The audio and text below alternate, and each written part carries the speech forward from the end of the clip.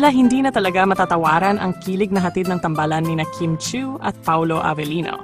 Lalo na nang kumalat ang balitang di umano'y sinundo daw di umano ni Paolo si Kim matapos ang block screening ng pelikula ni Bella Padilla. Sa kabila ng pagiging simpleng pangyayari lamang, marami ang natuwa at napangiti. Dahil para sa mga tagahanga, malaking bagay ang ideya ng ganitong klase ng suporta at pagmamalasakit. Ayon sa mga sources, matapos ang masayang gabi ng block screening, kung saan dumalo si Kim para ipakita ang kanyang suporta sa kaibigang si Bella, ay agad naman daw itong sinundo ni Paolo.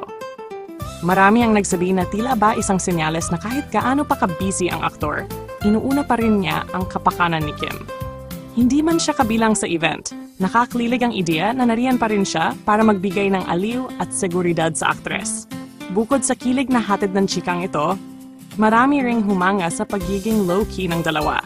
Hindi nila kailanman kailangan ng magarbong pagpapakita ng pagmamahalan o suporta.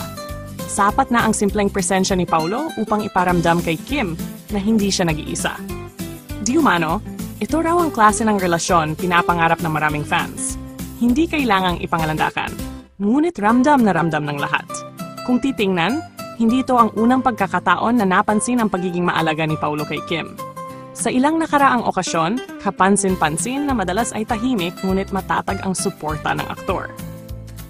Kaya naman hindi nakapagtataka kung bakit lalong nadadagdagan ang mga tagahanga ng kanilang tambalan.